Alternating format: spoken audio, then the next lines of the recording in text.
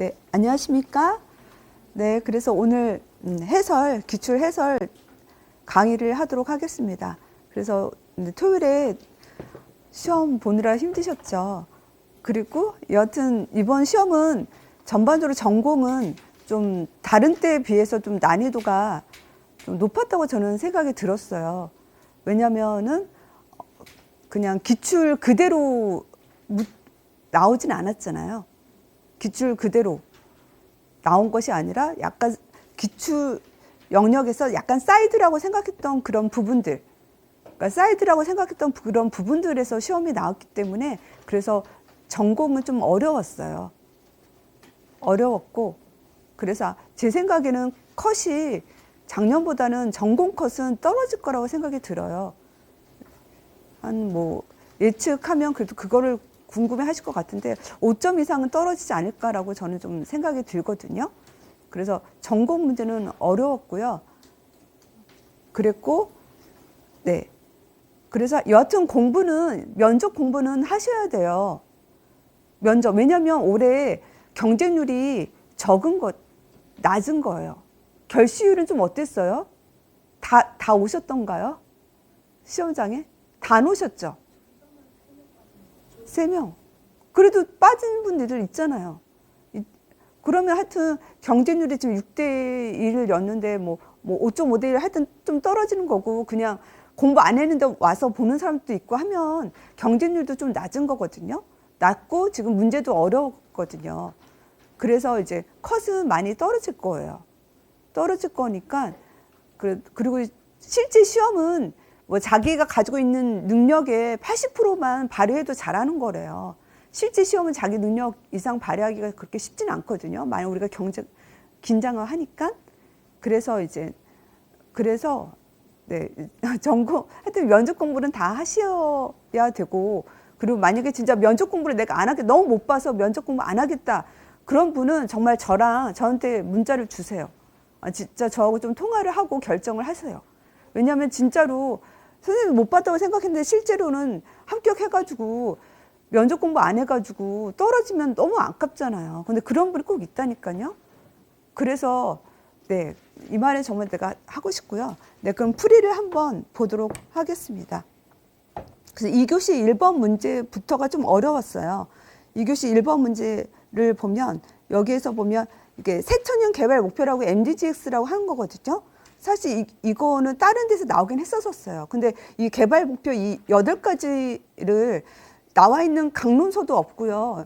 이거는 뭐 인터넷 검색해야만 나오는 거거든요. 8가지가. 그래서 이거는 아무도 이제 노량진은 다룬 분이 없기 때문에 이거는 그렇게 당락이 중요한 거는, 기억은 당락에는 중요하지 않아요. 그래서 니은 같은 경우는 이거는 제가 지속가능 발전 목표를 이게 중요하다고 제가 얘기했던 거를 지금 기억을 좀 하거든요. 그래서 물론 제가 3가지도 중요하다, 밑에는 3가지 중요하다 했지만 지속가능 발전 목표라고 하는 것이 SDGs라고 하거든요. 그래서 이거는 좀 제가 중요하다고 언급을 했었어요. 네, 그래서 아마 쓰신 분 있을 거라고 여겨지고요. 지속가능 발전 목표. 그렇지만 사실 지속가능 발전 목표라는 말도 쉬운 문제는 아닌 거예요. 이거를 이제 기억하고 뭐 쓰기에는 뭐 사실 우리가 많이 연습을 해야 이거 주관식으로 써지는 것도 있잖아요. 뭐 그런 건 아니었기 때문에 여튼 지속가능 발전 목표는 네, 제가 이야기는 하긴 했거든요. 그랬고요. 이제 2번 문제로 가겠습니다. 2번 문제는 도로교통법이라는 게 나왔고요. 그래서 카시트가 나왔는데 이게 도로교통법에서 이게 새로 개정이 됐더라고요. 개정이 돼가지고 이 카시트가 이제 6세 미만으로 영유아의 기준이 이제 6세거든요. 그래서 만 6세 미만이고요. 사실 이것도 뭐 노량진에서 다룬 분이 없다라고 제가 얘기를 들었어요. 그래가지고 이것도 사실 당락에는 크게 상관이 없다. 쓰면 좋은 거고 이것도 6세 미만은 네, 이거는 좀 쉬운 거는 아니었다. 왜냐하면 강론에는 아직은 영유아만 되어 있고 이 6세라고 하는 게 강론에는 없거든요. 법에만 이게 개정이 돼서 있기 때문에 이제 이거는 쉬운 문제는 아니었어요. 그리고 그 다음에 니은을 보면 이제 반사, 이거는 아마 거의 좀 썼을 거로 여겨지거든요. 그 머리를 한쪽으로 돌리면 같은 반영의 팔다리는 펴지고 반대편 팔다리 굽어지는 반사는 이제 긴장목 반사여가지고 되게 중요한 반사여가지고 좀 저도 이제 문제를 내고 또 얘기했던 부분이어서 네, 이거는 이제 어렵지 않았다라고 볼 수가 있죠. 네, 그다음에 3번 문제를 보도록 할게요. 3번 문제를 보면 이제 피임 방법이거든요. 피임 방법인데 사실 여기에 나온 피임이 페미돔하고 다이아프램이 나온 거죠. 페미돔하고 다이아프램은 사실 우리나라에서 거의 사용이 안 된다고 하더라고요. 사실은 콘돔을 쓰고 페미돔은 거의 퇴출됐다고. 근데 이제 책에는 나오는 거이고, 그래서 제 이론서에도 그림이랑 있어가지고 여기 보면 질 내로 삽입해가지고 막혀 있는 한쪽 면의 링을 이제 자궁 경부 바로 앞까지 끼운다. 여가지고 자궁 경부는 사실 제 그림이라든지 뭐 거기는 다 되어 있거든요. 그래서 아마 썼을 거라고 예측이 되고요. 이거는 그다음 여성용 다이아프램에서도 정자를 물리적으로 차단하는 돔 형태의 여성용 피임 기구이고, 그래서 피임 효과를 높이기 위해서 돔 안의 가장자리에 이제 살정제를 도포하여 사용한다. 이것도 아마 이론 때 이제 살정제 얘기를 제가 했었거든요. 그래서 아마 거의 썼을 것이라, 그렇게 어려운 건 아니었으니까 썼을 것이라 여겨지는 문제가 되죠. 네, 그다음 이제 4번 문제로 가도록 하겠습니다. 4번. 그리고 4번 문제를 보면 여기에서 이제 정신 문제죠. 사실 이번 제가 문제를 보면 이제 이 4번 문제는 뭐 쉬운 문제였죠. 이건 사실 거의 기출 영역에서 나왔기 때문에 그렇게 어려운 문제는 아니었지만, 전반적으로 이제 정신이 이번에 좀 어려웠다. 정신하고 지역이 약간 문제가 조금 난이도가 있었다라고 생각이 들었고요. 그리고 사실 성인 같은 경우도 주 질환에서 나온 게 아니라 우리가 사이드라고 여겨지는 질환에서 성인 문제가 나왔어요. 그래서 성인도 사실은 그렇게 좀 쉽지는 않았다라고 생각이 들었거든요. 그래서 4번 이 문제에서 보면 이 학생이 이제 다이어트를 하고 있는데 기억을 보면 이거는 이제 친구들의 비우는 소리가 들려서 주변을 둘러봤는데 아무도 없었다. 이거는 기출됐던 거랑 거의 비슷한 거였죠. 환청. 그래, 아무 자극이 없는데 소리가 들린 거는 우리가 환청이라고 시험에 이것도 나왔던 부분이었고요. 그 다음에 니은을 보면 키보드를 치는 제 손을 보면서 제가 아는 것 같은, 제 영혼의 밖으로 나와서 키보드를 두드리는 저를 보고 있는 것 같은 기분이 들었어요. 이거는 이제 2인증 있고, 이건 설명을 제가 좀 많이 했던 걸로 기억이 되거든요. 그래가지고 아마 거의 썼을 것이라 여겨져요. 밖에서 나를 보는 것 같다라고 하는 것 2인증이 되고요. 그 다음 이제 5번 문제로 가겠습니다. 5번은 이제 간염병 예방 및 관리, 교직원 회의 내용이 되죠. 그래가지고 이제 이건 지역사회 간호학 문제가 되겠고요. 그래서 4급 간염병 부분이죠. 그래가지고 여기 보면 4급, 제4급 간염병이랑 제1급에서 3급까지 간염병 외에 유행 여부를 조사하기 위해서 표본과시 활동에 필요한 간염병, 이건 간염병의 정의를 4급 간염병 정의를 이야기하고 있고요. 그래서 다만 질병관리청장이 지정하는 간염병, 질병관리청장이 지정하는 간염병을 우리가 지정간염병이라고 말을 한다라고 했고, 그래서 문제를 보면 작성 방법을 보면 밑줄진 기억에 해당하는 간염병의 명칭을 쓰라고 했거든요. 간염병의 명칭.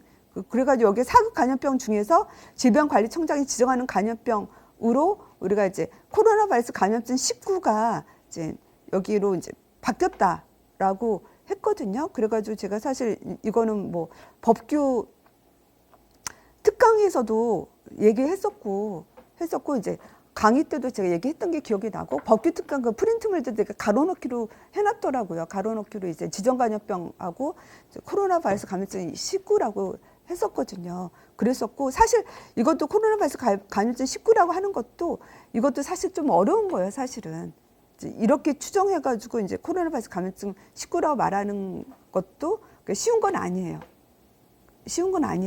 하여튼 이고요. 그 다음에 니은은 간염병 예방법에서 간염병 의심자에 해당하는 사람은 간염병 환자 접촉하거나 접촉이 의심되는 사람이라고 하셨죠. 그랬죠? 이제 의심자. 그래서 여기 및 병원체 보유자와 접촉하거나 접촉이 의심되는 사람도 포함됩니다. 그래서 이건 간염병 의사 환자. 이거는 사실은 학교보건법에도 보면 그 시행령에서 간염병 환자, 간염병 의사 환자, 병원체 보유자라고 있잖아요. 유치해서 아마 간염병 의사 환자라고 썼을 거라고 생각이 들거든요. 이것도 사실은 제가 뭐 밴드 문제, 카페 문제에서도 1, 4월 때도 아마 그걸 시행령으로 쓰라고 했던 거 자료가 있더라고요. 있고 아마 특강 때도 제가 얘기를 했었거든요. 법규 특강 때를 해가지고 아마 썼을 것이라고 좀 생각이 들고요. 그 다음에 이제 생물 매개 전파에는 기계적 전파와 생물학적 전파가 있습니다. 그래가지고 여기서 이제 디귿과 리을의 의미를 순서대로 서술할 거. 기계적 전파와 생물학적 전파.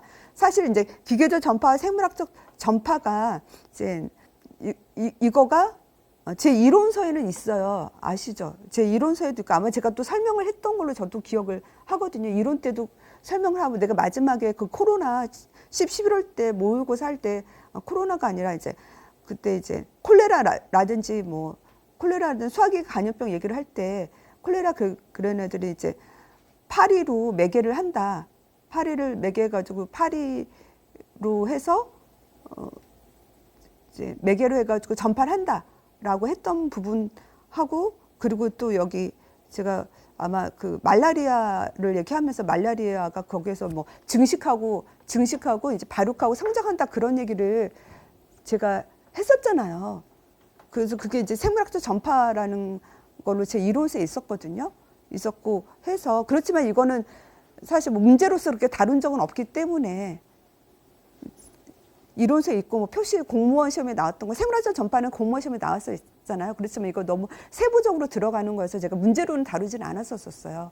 그렇지만 이제 말로는 좀 설명을 했었지만 이제 그걸 또 기억하고 쓰는 건 사실 쉬운 건 아니었긴 했고 네, 그 다음에 6번 문제로 가도록 하겠습니다. 그래서 6번은 이거는 성인 문제가 되겠죠. 성인 문제가 되고요. 이건 장탈출이죠. 장탈출. 그래서 이제 장탈출은 제가 아동에서 서해부 탈출하고 거의 같잖아요. 서해부 탈출. 그래서 이제 뭐 탈출이라고 해도 되고 탈출이 아니라 탈장이라고 해도 서해부 탈장으로 이제 우리가 아동에서 배웠던 거랑 거의 비슷한 거잖아요. 서해부 탈장이 이제 탈장 일종이니까. 그래서 아마 좀 거의 썼을 거라고 여겨지거든요.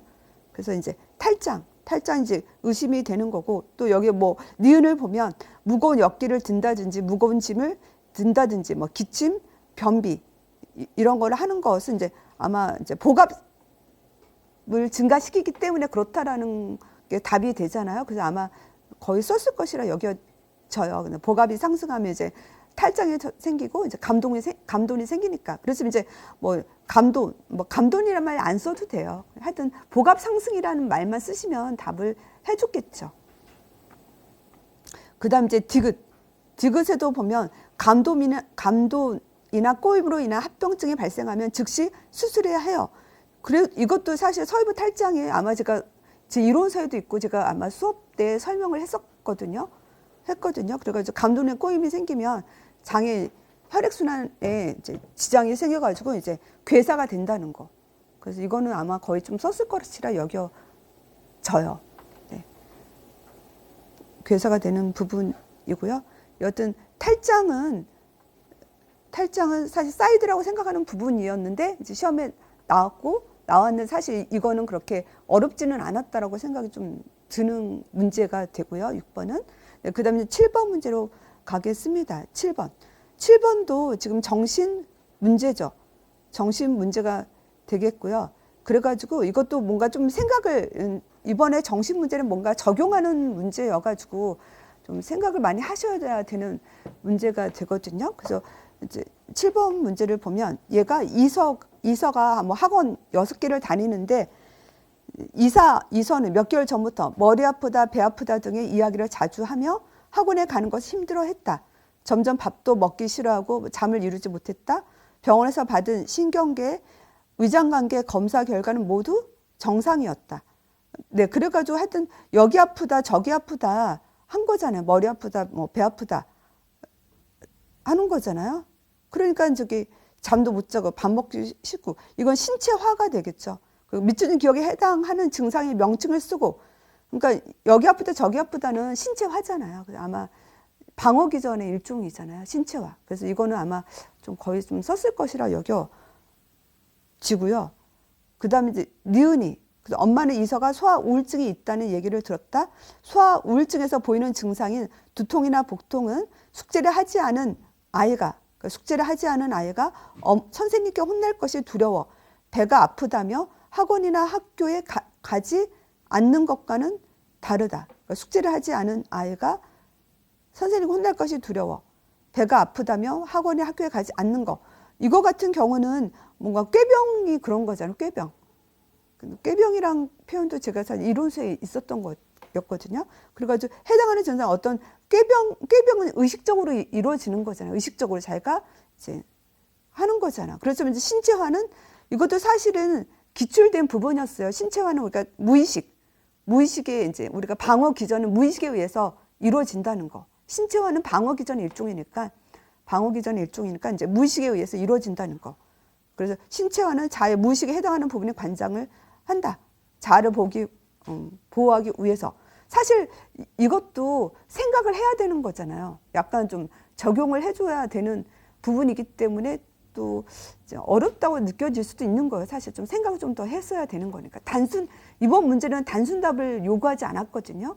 좀 선생님들이 사고를 묻는 문제가 좀 많이 있었어요. 그리고 미추진 디귿을 보면 이제 여기서 이제 우울과 무력감을 설명하는 이론, 기인 양식, 기인 이론은 아마 교육학에서 배웠다고 하거든요. 그리고 뭐 사실 기인 양식은 제가 이제 간호중재에서 재기인이 있었기 때문에 재기인을 생각하고도 풀 수는 있었어요. 그래서 이제 교육학에서도 배웠던 거였고요. 그래서 우울에 취약한 사람의 기인 양식은 부정적이어서 스트레스가 높을수록 우울 정도가 높았다라고 해가지고 미추진 디귿을 가진 사람은 부정적인 사건과 긍정적인 사건에 대해서 여기는 부정적인 사건과 긍정적인 사건에 대해 어떻게 인식하는지 순서대로 서술할 것. 그러니까 이제 부정적인 사건에 대해서도 쓰고 긍정적인 사건에 대해서도 쓰라는 거죠. 순서대로니까. 그래가지고 이제 우울에 취약한 사람은 부정적 사건에 자기의 어떤 이제 내부적인 기인을 한다는 거죠. 그냥 내부적인 기인만 해도 맞았다고 할 거라고 생각이 들어요. 내부적인 기인, 자기 기인이라고 하죠. 내부적인 기인. 그 자기 내가 능력이 부족하고 내가 성적적으로 문제가 있어가지고 내가 이제 부정적인 사건이 생겼다. 내가 뭐 시험을 못 본 거는 내가 능력이 부족해서, IQ가 부족해서, 내가 친구들한테 왕따를 뭐 받는 것은 내가 이제 내향적이어가지고 그런 식으로 내부적이고 안정적이고 전반적인 기인.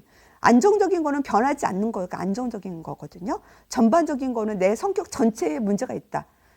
전반적인 거에 반대는 이제 우리가 이제 일부적인 거죠. 일부가 아니라 내 성격 전체에 문제가 있다라고 하는 거. 뭐 그렇게 보는 때 이제 더 우울하다라는 거죠. 또 긍정적인 사건은 어떻게 생각을 하면 외부적, 불안정, 특수적 기인을 한다. 이것도 그냥 긍정적 사건은 외부적인 기인을 한다라고 해도 맞는 거예요. 그 긍정적 사건 내가 시험을 잘 봤어.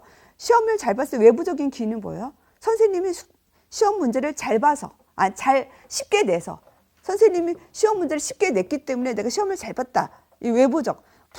불안정이라고 하는 것은 선생님이 시험 문제를 전에는 어렵게 냈었는데 이번에는 쉽게 냈다. 변화가 있다는 게 불안정인 거고, 특수적인 기인은 뭐 그때 운이 좋아서 내가 능력이 있어가지고 시험을 잘 본 게 아니라 그때 운이 좋아서 시험을 잘 봤다라고 긍정적인 사건을 그렇게 특수적인 기인을 한다는 거죠. 어떤 특수적인 상황에만.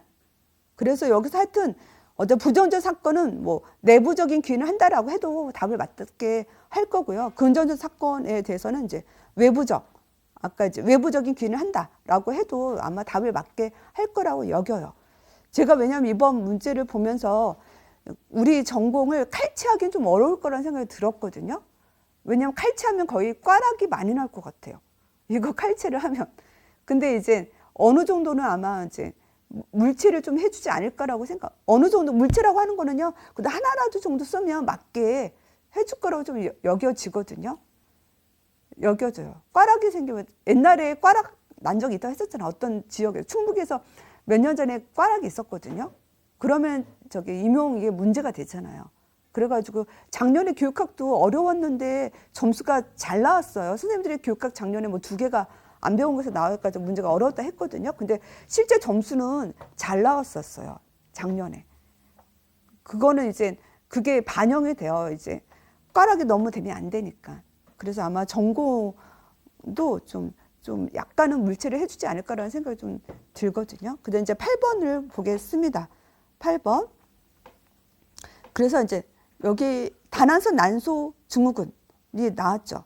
다나서 난소 증후군은 뭐 사실 뭐 저도 중요하다고 얘기했던 부분이었었고, 그래서 여기서 보면 이제 여기서는 기억의 문제를 보면요, 초음파 검사를 했는데 다나서 난소 증후군이라고 들었어야 했는데 미추진 기억의 결과를 난소의 변화, 난포의 변화 측면을 각각 서술할 거리 했어요.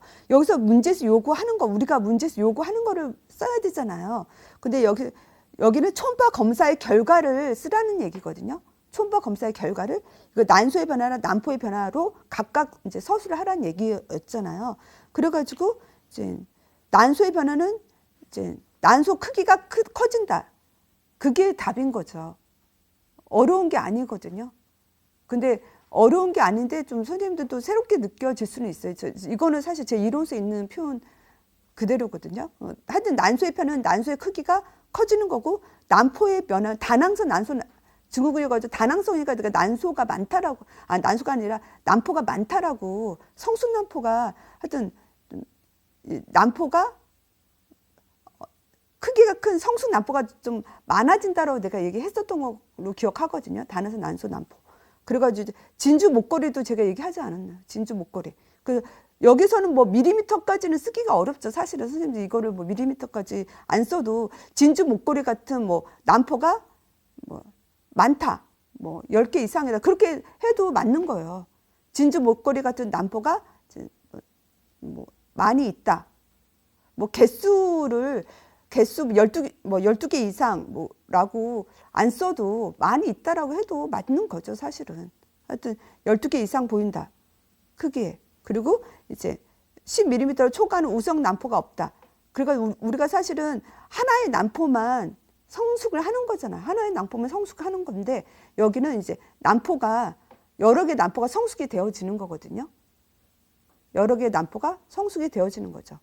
12개 이상. 근데 이제 우성 난포는 없는 거. 근데 여기서 사실은 우성 난포가 없다라는 말을 안 쓰고 지금 12개 이상 이런 이제 난포, 이제 다낭성 커진 난포가 뭐 여러 개 있다라고 해도 답을 맞게 해줄 거라고 생각이 좀 들어요. 왜냐하면 강론을 제가 사실 이거 답에 대한 강론을 모든 강론을 다 확인한 건 아니지만 강론에서 이렇게 자세하게 표현한 강론은 드물거든요. 그렇기 때문에 이제 그 초음파에서 난포, 아까 여러 개의 난포가 보인다라고 해도 답이 맞다라고 여겨져요. 왜냐하면 우리 답은 강론 기준으로 채점을 하기 때문에 강론에서 그냥 그런 표현만 있어도 맞다라고 하거든요. 자세한 표현이 없어도. 그리고 이제 다모증, 아마 다모증도 제가 얘기를 했었거든요. 다모증에서 안드로겐 증가 때문에 다모증이 생기는 거가 되고요. 그리고 디귿에서 문제를 요구한 것은 여기서 보면 이제 다나서 난소 증후군 치료 약은 처방 받으셨나요? 그러니까 일반적으로 메트포민이나 경구, 피임약을 치료약으로 씁니다. 해가지고 여기서 보면 디귿을 복용하는 목적을 서술하고 메트포민, 니은의 치료 목적은 니은의 치료 목적은 제외할 것, 다모증은 제외하고 메트포민을 복용하는 목적을 서술할 것이라고 했거든요. 이것도 다나서 난소 증후군의 뭐 치료약으로 메트포민이라고 딱 나와 있는 책은 없어요. 근데 이거는 메트포민은 우리가 당뇨약으로서 우리가 알고 있잖아요. 제2형 당뇨약으로서 알고 있잖아요. 메트포민은.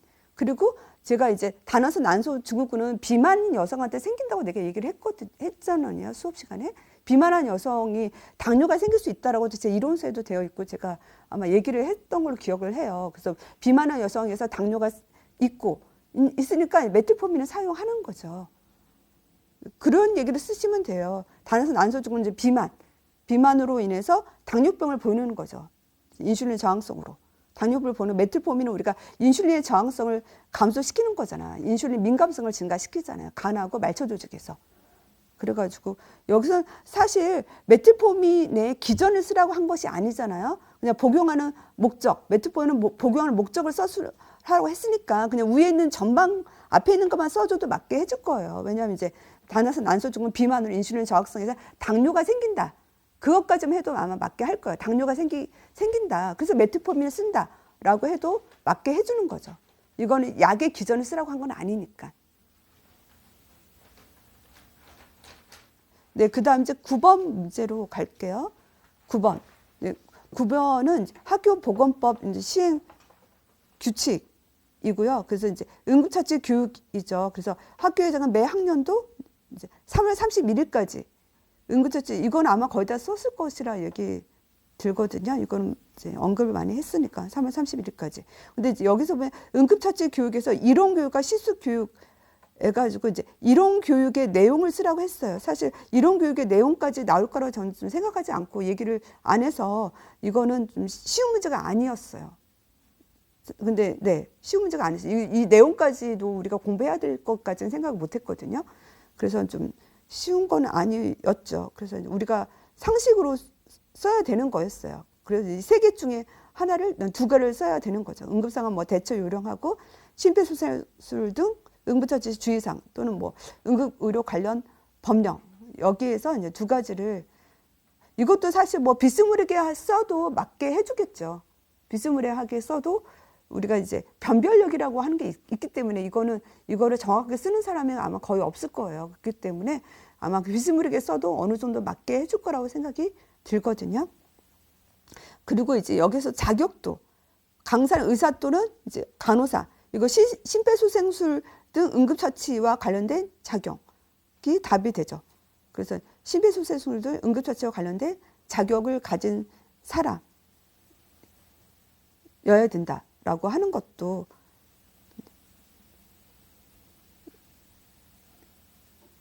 그래서 심폐소생술을 가진 뭐 자격이라고 하면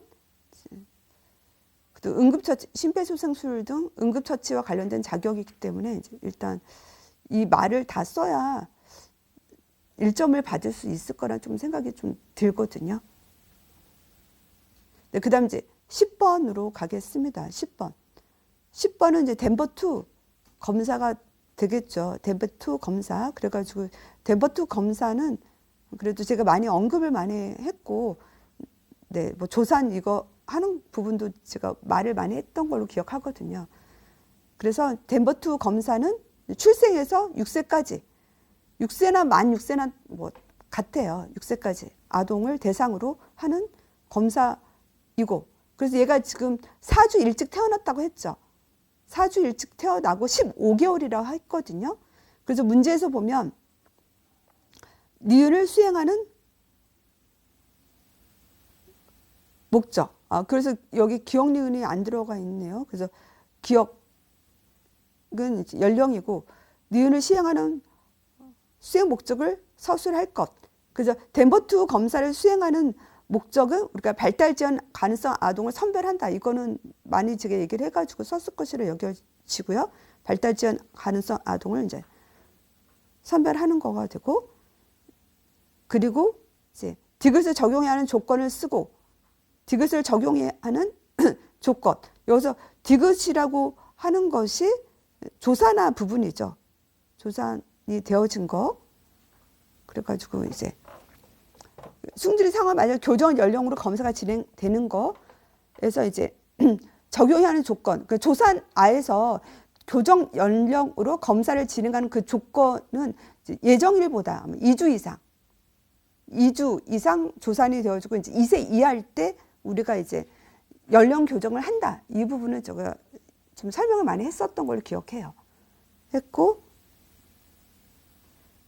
그리고 이제 승준이 교정 연령. 그래서 우리가 4주가 한 달이라고 했었잖아요. 4주가 한 달이라 했거든요. 그렇기 때문에 얘가 지금 15개월이니까 15 빼기 1개월을 해가지고 14개월이 되죠. 14개월. 네. 그래서 이거는 제가 좀 이야기를 많이 했기 때문에 썼을 것이라 여겨지고요. 네. 그 다음 11번 문제로 볼게요. 11번.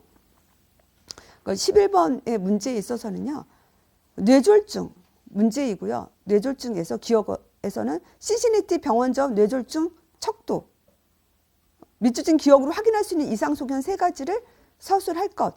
물론 제가 신시내티 병원적 뇌졸중 척도라고 하는 거를 제 책에도 뭐 있는 것도 아니고 말은 하지 않았었는데, 뇌졸중의 그 허혈성 뇌졸중 되게 중요하다고 하면서 제가 패스트 2시 보감 했었잖아요. 그래서 패스트에서 LC랑 이게 같은 거거든요. 그래서 이제 그게 같은 거였어요. 그 패스트 2시보감 해가지고 패스트를 생각하셨다고 하면 제가 그거는 아마 네, 이론 때도 얘기했던 거였거든요. 패스트 얘기했다고 하면 이제 쓰신 거죠.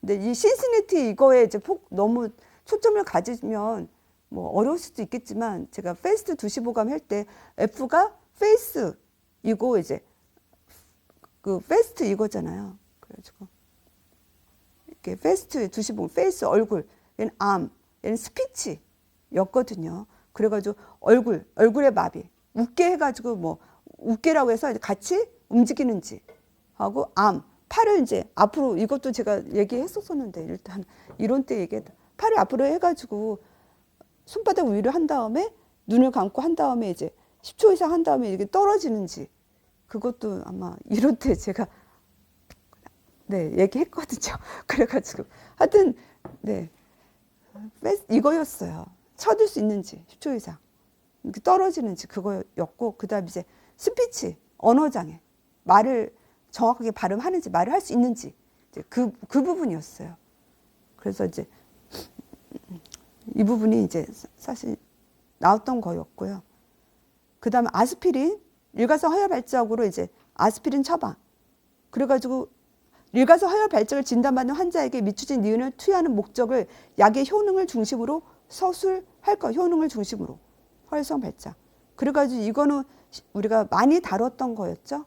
그래서 콕스1이 매개하는 트롬복산 A2 생성 억제해가지고 혈소판 응집작용 억제해서 혈전 형성을 이제 예방한다라고 하는 거는 이제 많이 했던 거이고요.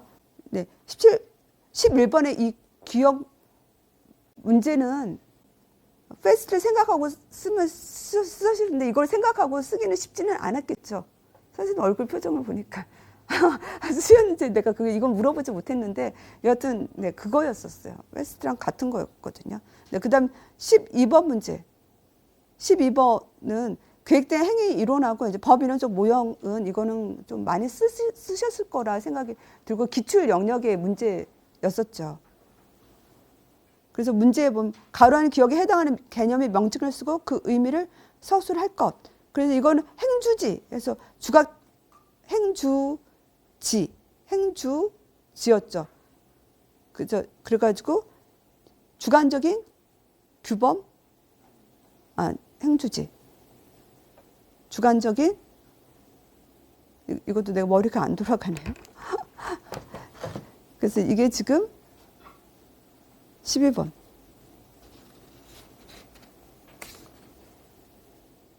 주관적 규범. 네, 주관적 규범. 맞죠. 행주지. 주관적 규범. 네.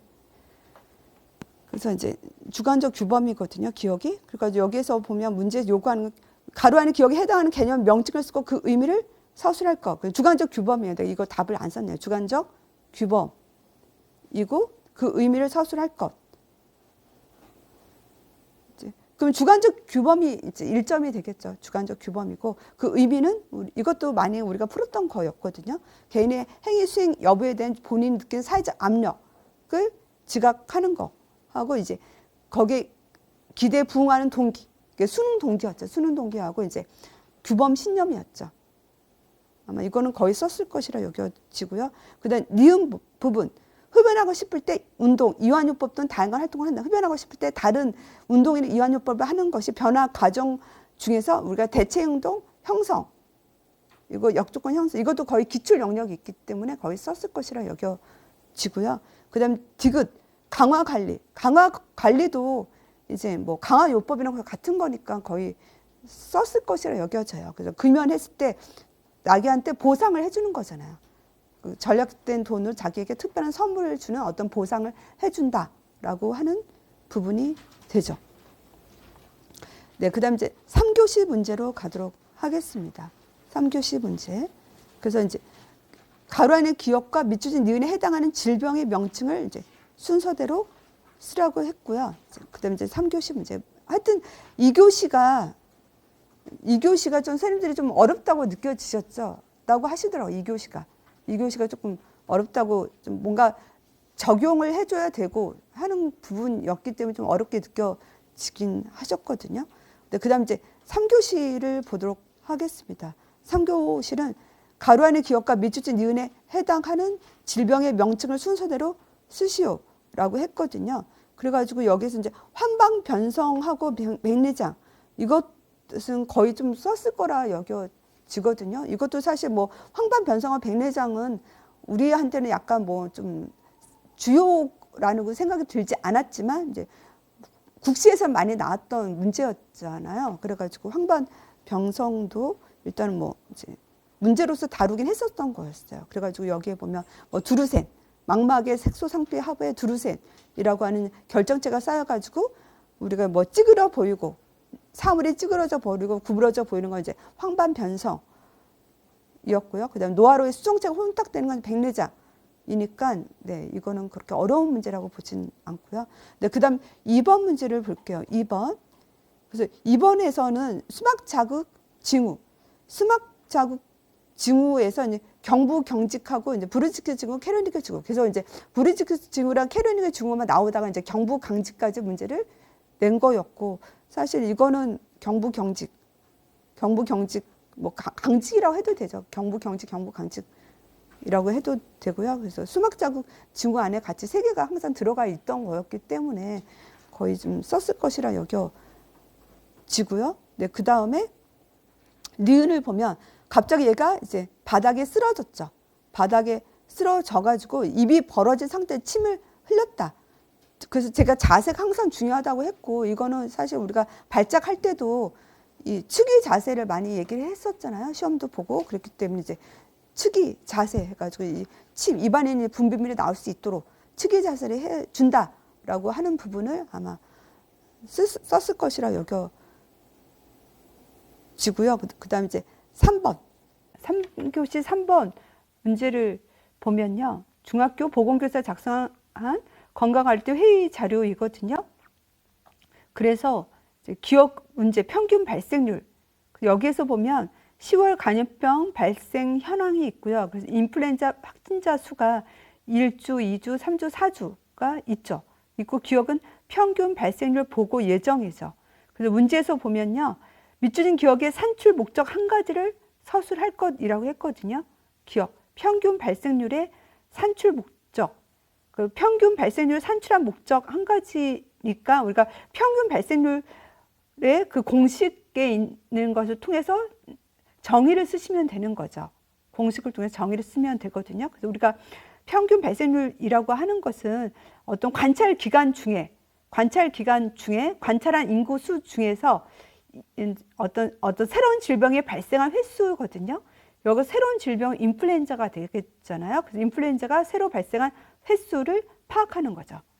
총추 관찰 기간 중 관찰 인구 수 중에서 여기서 관찰 인구 수라고 하면 이제 이 중학교이죠. 중학교에서 뭐 그냥 관찰 인구 수라고 해도 돼요. 이 중학교에서 관찰 인구 수 중에서 인플루엔자가 새로 발생한 횟수를 파악한다라고 해서 평균 발생률의 정의가 이제 목적이 되는 거죠. 그 산출 목적은 이렇게 쓰시면 돼요. 사실 저는 산출 목표이지 않을까 생각을 했는데요. 왜냐하면 우리가 산출 목표라고 하지 목적이라고 하지는 않거든요. 그러니까 산출 목적은 평균 발생률의 산출 목적으로 생각을 하시면 되겠어요. 그리고 니은을 보면요.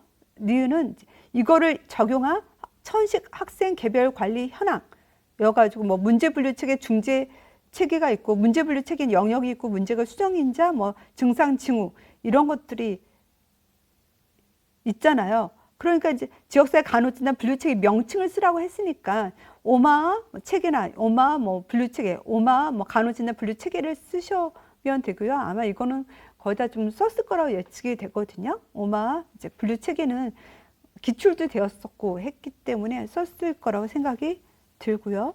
그 다음에 밑줄진 디귿. 디귿은 닙이죠. 닙은 이제 우선순위에 있어서 닙의 선정 기준이 두 가지가 있잖아요. 그래서 우리가 니크요로 외웠었잖아요. 니크요여가지고 뭐 어렵진 썼을 거라 생각이 돼요. 니크요. 그래서 건강 문제 크기, 그 다음에 크효, 해결 방법의 효과를 써주시면 되는 거죠. 네, 그 다음에 4번 문제로 갈게요. 4번 문제는 공황 발작과 공황 장애 문제가 되겠고요. 공황 발작과 공황 장애 문제가 되겠고, 그래서 가로 안에 기억에 해당하는 행동치료의 명칭을 쓰라고 했거든요. 그래서 기억을 보면 불안을 야기하는 특정한 자극과 관련된 회피 행동, 특정한 자극과 관련된 불안을 야기하는 특정한 자극과 관련된 회피 행동을 감소시키기 위해 고안되었다. 불안을 야기하는 상황에 우계를 작성하는 거가 이제 키포인트가 되는 거죠. 그래서 이제 예를 들어 엘리베이터 공포증과 관련된 사건들의 계층 구조 사례를 보면 엘리베이터 타는 것에 대해 치료사와 토론하고 그 다음에 그림을 보고 건물의 로비에 걸어가서 엘리베이터를 바라보고 엘리베이터의 버튼을 누르고 우계를 작성해가지고 이제 자기 불안을 야기하는 상황 우계를 작성하는 것은 우리가 체계적 둔감화, 뭐 체계적 탈감작법, 체계적 둔감화, 뭐 체계적 탈감작법이 되고, 이거는 뭐 거의 기출에서 나고 이 문제는 제가 많이 다루었기 때문에 거의 썼을 것이라 여겨지는 문제가 되겠고요. 네, 그 다음에 노출 및 반응 방지는 이것도 우리가 많이 연습했잖아요. 물론 여기에서는 이제 공황장애 적용하라고 했거든요. 우리 이제 강박장애에서 많이 쓰는 거니까 강박장애 얘기했었지만 여기는 공황장애. 이거는 뭐 사실 어렵진 않죠. 이것도 노출 및 반응 방지. 노출이라고 하는 것은 얘한테 불안을 일으키는 게 노출을 하는 거니까 얘한테 불안을 일으키는 거는 엘리베이터에 타는 거잖아요.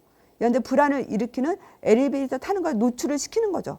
노출을 시키고, 그리고 이제 반응 방지는 얘가 불안을 감소시키기 위한 그 행동을 하지 않게 하는 거잖아요. 그래서 이제 불안을 줄이기 위한 행동. 얘가 이제 불안을 줄이기 위한 어떤 강박 행동을 한다고 여기에는 나와 있지 않아요. 사례에서 어떤 행동을 한다고 나와 있지 않거든요. 그래서 그냥 불안을 줄이기 위한 행동을 하지 않는다라고 해주면 돼요. 안 와도 이제 두려운 결과가 나타나지 않는다. 이 시간에 불안을 감소시키는 거죠. 이거는 이제 뭐 뒤에 말은 써도 되고 안 써도 되는 말이죠. 이거는 사실은. 뭐 불안 감소에서 이완요법, 탈감작과 같은 이완요법을 쓰지 않는다고 했죠. 이완요법 쓰지 않고 이제 불안을 일으키는 상황에 노출하고 불안을 줄이기 위한 어떤 행동을 하지 않게 하는 거. 행동을 하지 않아도 불안을 하지 않다라고 하는 걸 얘가 인식하게 만드는 거라고 했던 거였었죠. 그 다음에 자극 일반화. 자극 일반화는 여기에서 디귿에 해당하는 증상의 명칭을 쓸 것. 디귿에 해당하는 증상의 명칭을 쓸 것. 그래가지고 이거를 이제 제 가족이 이거를 다 입력을 해줬는데 네. 디귿에 해당하는 증상의 명칭. 디귿에 해당하는 증상의 명칭은 밑에 있는 부분이죠. 영수는 엘리베이터 대신에 계단을 이용했고 지하철이나 버스를 타는 것도 거부하고 친구들과 영화를 보는 것도 거부했다. 이 부분이 이제 디귿이었거든요. 그래가지고 이거는 자극 일반화라고 제가 얘기를 몇 번 했죠.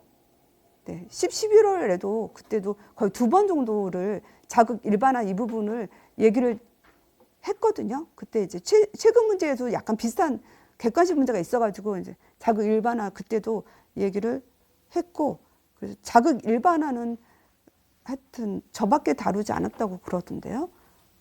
여튼 자극 일반화는 제가 몇 번 많이 했고 해서 이제 네, 저는 깊었지만 그랬습니다. 자극 일반화는 제가 좀 많이 다뤘던 거라고 생각이 들었던 문제였고요. 그다음 5번 문제로 가겠습니다. 난임 치료 방법이죠. 난임 치료 방법이고요. 그래가지고 여기에서는 기억, 배란장애, 미추진 기억을 정확하게 측정하는 방법을 서술할 것, 기초체온을 측정하는 방법을 서술할 것. 사실 기초체온을 측정하는 방법이라고 하는 것도 제가 이론 때 얘기를 했죠. 이제 옛날 국시에 나왔던 문제였죠. 옛날 국시. 최근에 이런 걸 잘 안 물어보는데, 여튼 이것도 약간은 이쪽에 있는 문제도 약간 좀 뭔가 사이드라고 생각하는 게 문제 낸 거예요. 뭐 근데 아마 거의 썼을 거로, 여기서도 뭐 몇 가지 쓰라는 것도 아니고 그 방법이 여러 가지 있는데 뭐 한 가지만 쓰는 거니까 아마 거의 썼을 것이라 여겨져요. 우리가 정확한 화시 체온계 쓰여지고 뭐 일어나기 전에 누워서 하고 6시간 이상은 자야 되고 하여튼 그런 게 있었잖아요. 뭐 그런 것 중에 하나를 써도 맞다라고 할 수밖에 없는 거죠. 이거는 방법이 다 그렇게 되어 있으니까. 네, 그 다음에 원인에 따라 브로모크립틴, 클로미펜 등으로 원인에 따라 브로모크립틴, 클로미펜 등으로 치료한다. 미추진 니은을 복용하는 목적을 뇌하수체 호르몬과 관련하여 한 가지 서술할 것. 이것도 제가 다루었고 얘기했거든요. 이것도 아마 최근 문제 객관식에서 이게 나왔었거든요. 그래가지고 제가 다루었었잖아요. 그래가지고 우리가 프로락틴이 증가하면 이거죠. 프로락틴. 프로락틴이 상승하면 무배란을 초래해가지고 난임이 되잖아요. 그러니까 얘는 유주분비 억제제잖아요. 유주분비 억제제로 이제 프로락틴을 감소시킨다. 여가지고 이제 최근 문제 때 그때 우리가 다루었던 거였고요.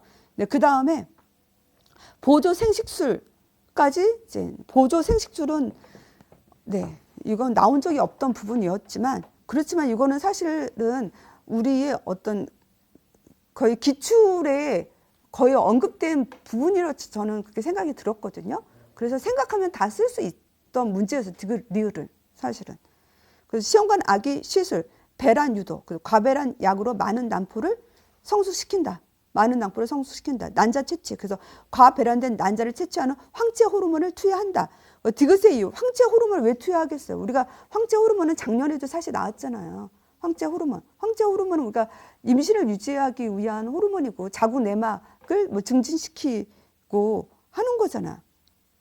그 자구 내막의 안정성을 일단은 강론에서는 이 정도만 나와 있어요. 그렇지만 선생님들이 뭐 임신을 유지하기 위해서 자구 내막의 임신을 유지하기 위해서 그것도 써도 틀진 않죠. 임신 유지하기 위해서 자구 내막의 안정성. 자구 내막이 안정하고 작은 근육을 좀 이완하는 효과도 있잖아요. 그거를 써도 다 맞아요. 황체 호르몬이 이제 임신과 관련된 그런 거를 써도 답을 이제 맞게 할 수 있는 거죠. 그 다음에 여기에서 보면 리을의 목적을 순서도 리을에서 채취 후 10에서 14일의 혈청 베타 HCG를 검사한다. 우리가 14일 이건 우리가 수정란을 착상해가지고 베타 HCG는 우리가 임신 반응 검사잖아요.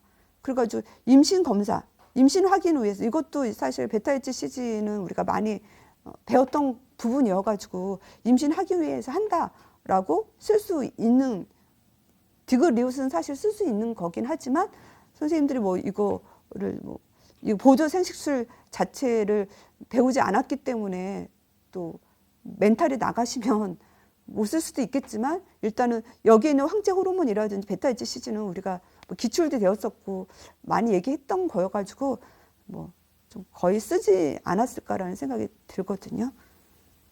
네, 그 다음 이제 6번 문제로 가겠습니다. 6번 문제.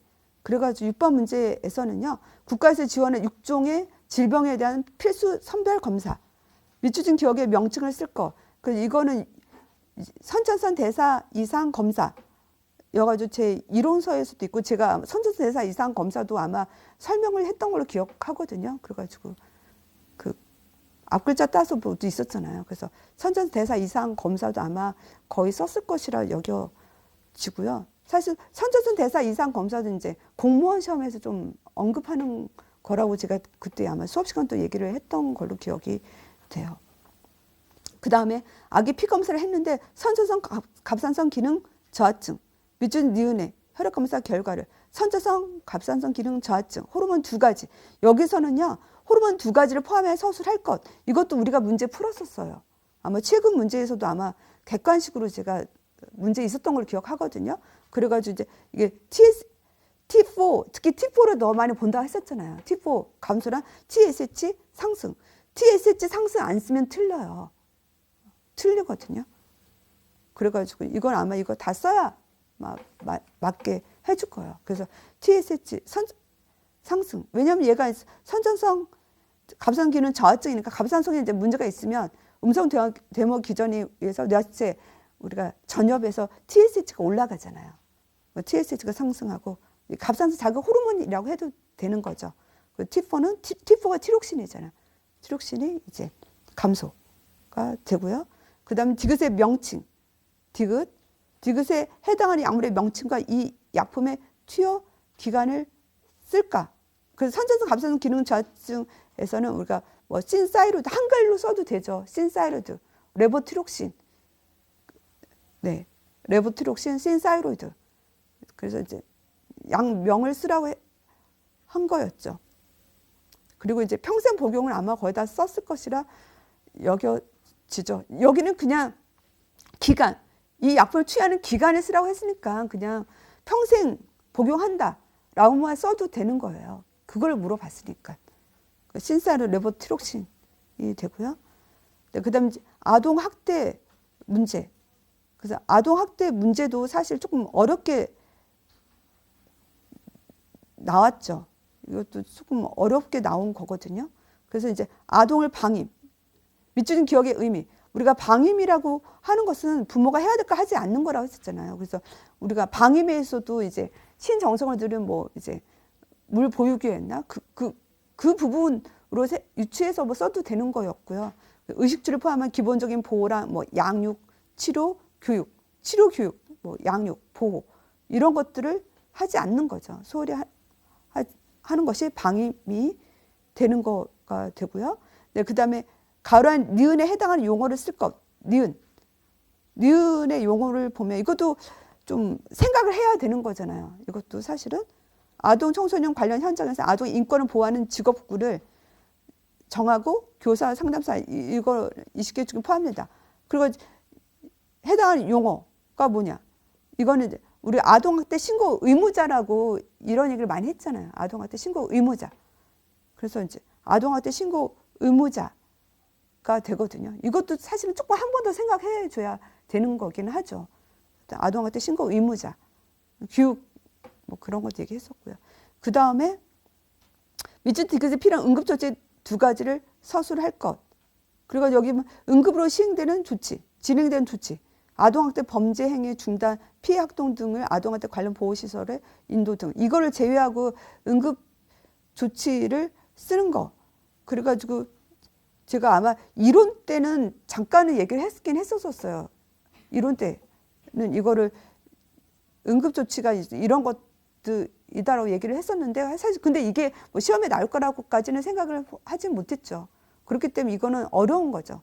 디귿은 쓰기가 좀 어려운 거고 비스무리하게 쓰면 어느 정도 맞게는 해줄 거라고 생각이 들거든요. 그래서 아동학대 행위자를 피해 아동으로부터 격리를 시켜야 되고 아동학대 행위자를 피해 아동 등으로 격리하고 또 긴급 치료가 필요한 피해 아동을 응급 의료기관에 인도.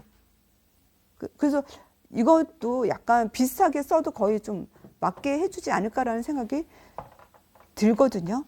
하여튼 뭐 긴급 치료가 피해 아동을 이제 치료가 필요한 피해 아동을 의료기관으로 보낸다든지 뭐 아동학대 행위자로 피해 아동을 격리한다든지 라는 말이 이제 비슷하게 써도 맞게 해줄 거라고 생각이 들어요. 네, 그 다음에 8번 문제로 갈게요. 8번. 그래서 양수 과소증하고 NST 문제였죠. 무자극 검사, NST 검사가 되겠고요. 그 양수 과소증은 양수직 5cm 미만. 이거는 뭐 기출에서도 얘기했고 또 제가 또 마지막 모고회 때도 얘기를 해가지고 거의 썼을 것이라 여겨지고요. 오이사라고 외우라고 했었잖아요. 오이사에서 5cm 미만이 되고 그 다음에 전 자간 전증이 있어서 양수 과소증이 되었다고 하세요. 그래가지고 우리가 이제 전 자간증이 양수 과소증이 되는 거는 아마 이거는 거의 썼을 것이라 여겨져요. 우리가 혈액순환 장애로 이제 태아가 여기에서는요, 인부가 전 자간증이 있을 때 자궁 내 태반이 혈액순환이 좋지 않아서 태반 기능이 부전이 되고, 그리고 태반이 혈액순환이 좋지 않은 태반 기능 부전이 돼가지고 여기 자궁 내 성장 지연이란 말은 안 써도 돼요. 강론에는 그냥 태반 기능 부전일 때 양수 과소증이 생길 수 있다라고 그냥 그렇게도 되어 있더라고요. 그래가지고 자궁 내 성장 지연일 때 우리가 양수 과소증의 원인 중에 하나가 자궁 내 성장 지연이 되어 있거든요. 그래서 자궁 내 성장 지연이 되고 양수 과소증이 생길 수 있다. 근데 자궁 내 성장 지연이란 말 안 써도 돼요. 그냥 태반 기능 부전일 때 양수 과소증이 생긴다라고 해도 답이 돼요. 그리고 이제 무자극 검사, 디귿의 목적을 쓰고 정상 반응의 기준을 서술할 것. 이거는 우리가 많이 풀었기 때문에 또 이제 목적은 아마 기출이 됐었던 거였잖아요. 그래서 거의 썼을 것이라 여겨지거든요. 목적은 이제 태동에 대한 반응으로 태아 심박동수가 증가하는 거였죠. 태동에 대한 반응으로 태아 심박수가 증가하는 거를 보는 거이고, 정상 반응의 기준 우리가 20분이라고 여기도 사례에서 20분이라고 주어졌기 때문에 이제 태동이 있을 때 태아 심의 기준선보다 우리 15박동 이상 상승, 15초 이상 지속되는 게 2회 이상여야 된다라고 했던 부분이었죠. 그다음 이제 9번 문제로 가겠습니다. 9번에서는요, 이제 탈수의 산염기 수분 전해질 불균형 이고요. 그리고 이제 설사로 인해서 대사선 산증, 그 미추진 기억의 이유와 이를 보상하기 위한 기전 한 가지를 서술할 것. 그래서 이를 보상하기 위한 이유와 이제 이를 보상하기 위한 기전을 써라. 그럼 이게 이점이 되네요. 제가 이제 이를 보상하기 위한 기전 한 가지를 서술할 것을 이거를 제가 이제 답을 안 넣네요. 제가 이거를 생각을 못했어요. 그래서 기억의 이유는 설사로 이제 중탄산이 소실돼서 대사선 산증이 된다. 이거는 뭐 거의 썼을 것이라 여겨지고 이것도 많이 다뤘으니까 보상하기 위한 기전 한 가지. 우리가 대사성 산증이 되어지면 호흡기계가 보상을 하잖아. 이것도 아마 썼을 것이라 여겨지거든요. 대사선 산증이 되면 우리가 호흡기계가 이제 보상을 해가지고 과도호흡을 하잖아요. 호흡기계가 보상을 해서 뭐 과도호흡을 해가지고 산을 배설을 한다든지, 그리고 신장에서도 보상을 해가지고 중탄산 소실돼요. 신장도 보상을 해가지고 그래가지고 우리가 이제 호흡기 신장도 보상을 해가지고 산은 배설을 시키는 거죠. 산을 배설시키고, 그리고 이제 중탄산은 흡수를 하고 하는 거죠. 신장에서 산을 배설시키고, 그리고 신장에서 산을 배설시키고, 그게 좀 더 크죠. 산을 배설시키고 중탄산은 더 흡수하려고 하고 신장에서.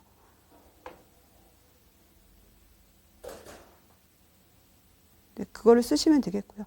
그 다음에 이제 나트륨 칼륨 펌프, 미추진 니은이 혈전 농도 유지 방법을 서술할까. 나트륨 칼륨 펌프, 이거는 이제 디옥신 할 때 제가 얘기를 했던 거였죠. 디옥신 할 때 나트륨 칼륨 펌프, 이것이 나트륨을 세포 밖으로 해서 보내고 칼륨을 세포 안으로, 그래가지고 우리가 세포 안에는 칼륨이 높잖아요. 그리고 혈청에는 나트륨이 높게 유지하게 만드는 거.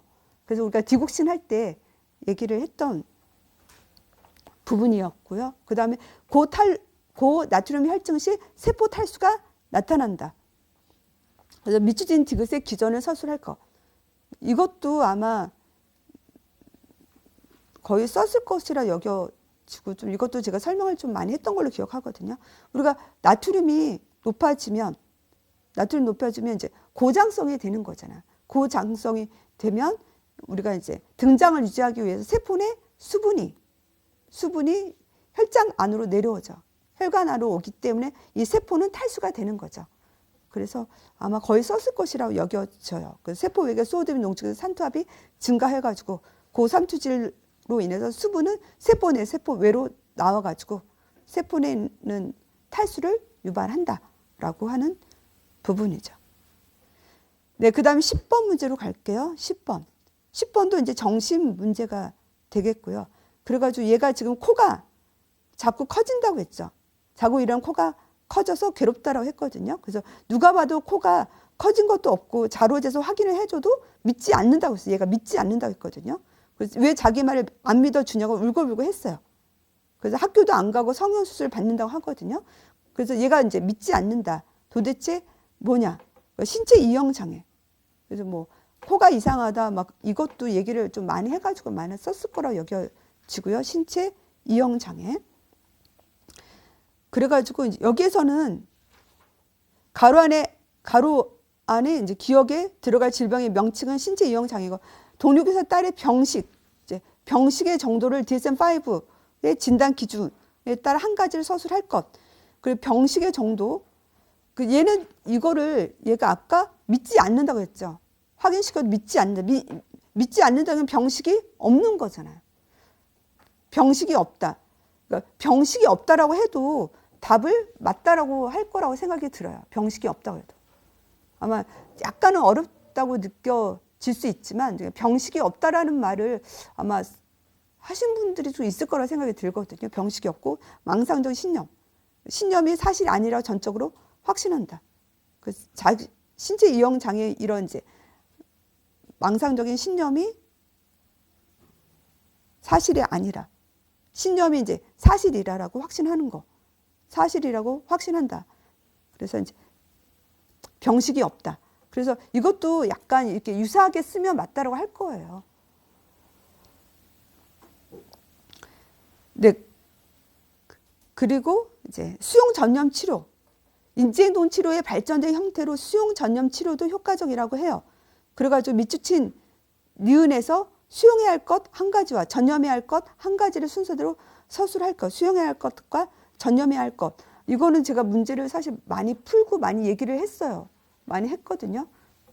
그렇지만 뭐 새로운 문제이기 때문에 어렵다고는 느낄 수는 있지만 제가 사실 막판까지 좀 다루었던 부분이긴 했었죠.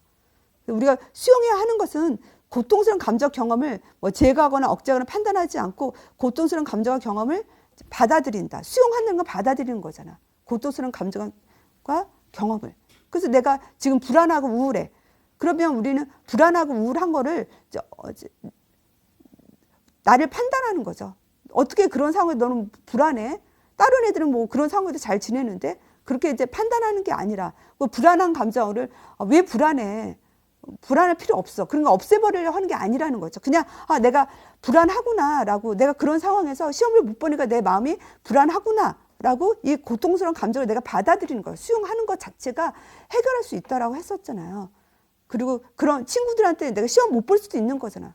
시험 못 본 거, 그 경험. 그리고 친구들이랑 왕따 당할 수도 있는 거잖아. 그 경험을 그냥 내가 받아주는 거, 수용하는 것 자체도 효과가 있다라고 좀 얘기했었거든요. 그리고 전념해야 되는 거. 그래서 심리적 고통에 도전하는 거 멈추고 수용하여 가지고 그 에너지를 자신이 선택한 어떤 가치.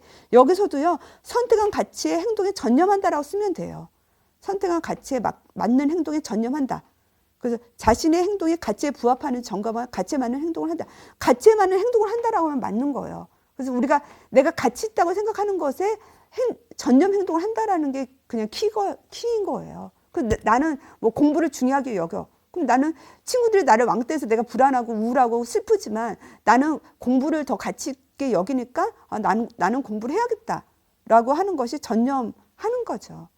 그래서 그 정도만 써도 맞췄다고 할 수밖에 없거든요. 네, 그 다음 이제 11번 문제로 갈게요. 11번.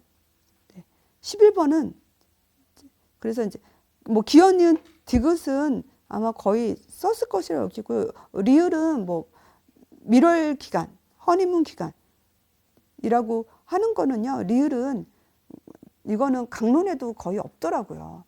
인터넷 검색해서 찾아서 사실을 말하면 제가 가지고 있는 성인 강론책 4권에도 밀월 기간이라는 게 거의 없거든요. 그래서 하여튼 밀월 기간 이건 노량진 다룬 데가 없어요. 그러니까 뭐 우리 점수에 그렇게 중요한 영향을 미치는 건 아니고 기억, 니은, 디귿을 잘 썼느냐 그게 중요한 거죠. 그리고 사실 이거는 거의 많이 다뤘던 부분이었잖아요. 기억, 니은, 디귿은. 그래서 체육 시간 전에, 체육 수업 전에 연소 혈당 측정기로 혈당을 확인하고 250 이상이면 보건실에 와서 다시 혈당을 측정합니다. 혈당이 지속적으로 높다면 혈액이나 소변에서 케톤, 아마 이건 거의 다 썼을 거라고 여겨지고요. 혈액이나 소변에 혈당이 높으면 우리가 케톤이 지방이 이제 분해가 됐기 때문에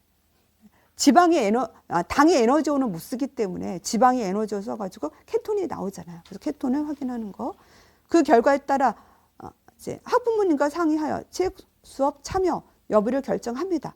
그 케톤이 양성이고 혈당이 높을 때 체육 수업을 하면 고혈당이 악화된다. 이것도 제가 아마 얘기를 많이 했던 걸로 알거든요. 그래서 뭐 CGG가 올라간다고 했었잖아요. 그래서 우리가 혈당이 높을 때 운동하면 카테콜린, 뭐 성장호르몬, 글루카곤, CGG 뭐 이런 애들이 증가해가지고 간에서 글리코겐 포도당으로 전환해서 혈당이 더 올라가기 때문에 혈당이 높을 때 운동하지 말라라고 했던 거는 아마 좀 제가 많이 얘기를 좀 했던 걸로 기억하고요.